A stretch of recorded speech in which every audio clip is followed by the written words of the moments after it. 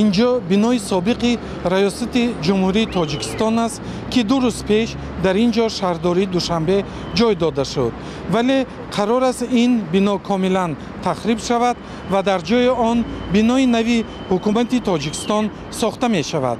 Дар ин бора дар оҷонсии сохтмон ва меъмории назди ҳукумати Тоҷикистон хабар доданд. бинои ҳозира мавҷуд буда тагов ҳамин таххонаш буда рӯи дагар унҷо ва солҳои 60-ум сохта шудагӣ аз сабаби он ки меъёрҳои қоидаҳо набуд, хокҳои фурӯнишин ҳастанд, ҳамон ба таҳкурсии вай тайёр кардагӣ набуданд.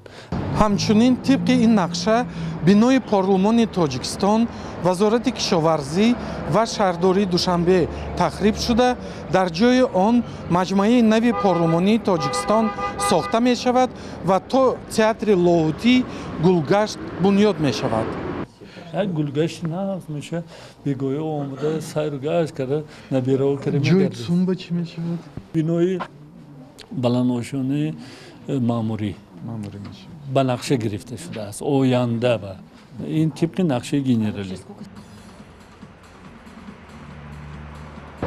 тибқи барномаи нави генплан ё бозсозии шаҳри Душанбе, масоҳати он бояд 9500 гектар афзоиш ёбад. гирду атрофи Душанбе ҳамаш рӯдакӣ аст.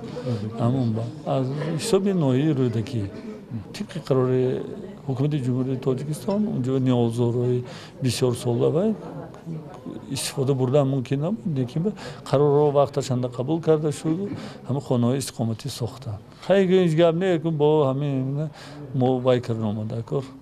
зимнан масоҳати феълии шаҳри Душанбе 12 аз 17000 гектар арзёбӣ мешавад.